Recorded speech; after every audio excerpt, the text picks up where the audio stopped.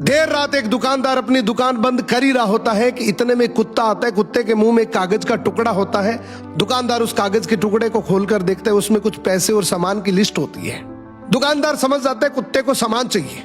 वो सारा सामान एक थैली में पैक करके कुत्ते के आगे रख देता है। कुत्ता थैली को मुंह में दबाता है और वहां से चल देता है।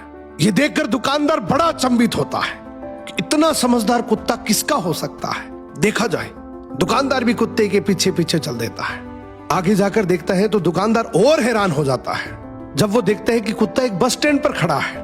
बस आती है, कुत्ता बस में चढ़ जाता है। दुकानदार भी उसके पीछे पीछे चढ़ जाता है। अब वो देखता है कि कुत्ता कंडक्टर को इशारा करता है, अपने गले की पट्टी दिखाता है। पट्टी में भी एक कागज का टुकड़ा होता है, उसमें पैसे और कुत्ते के स्टॉप का एड्रेस होता है। अब जैसे ही स्टॉप आता है, कुत्ता उतर जाता है। दुकानदार भी उसे स्टॉप पर उतर जाता है और इसकी एक्साइटमेंट और बढ़ जाती है कि आखिर इस कुत्ते का मालिक कौन होगा। इतना समझदार, इतना वेल ट्रेन्ड कुत्ता आखिर किसका है। अब कुत्ता आगे चल रहा है, दुकानदार भी उसके पीछे पीछे चल रहा है। थोड़ी दूर जाने पर कुत्ता एक घर के आगे जाकर रुकता है तो दुकानदार समझ जाता है कि यही इसका घर है। खूब देर तक कुत्ता दरवाजे की बेल बजाता है।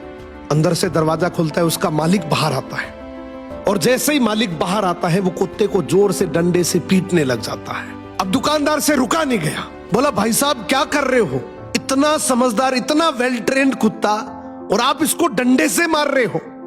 तो वो मालिक बड़े गुस्से में बोला, काहे का समझदार, बाहर गया था तो चाबी नहीं लेकर जा सकता था, घंटी बजा बजा कर मेरी नींद खराब कर दी।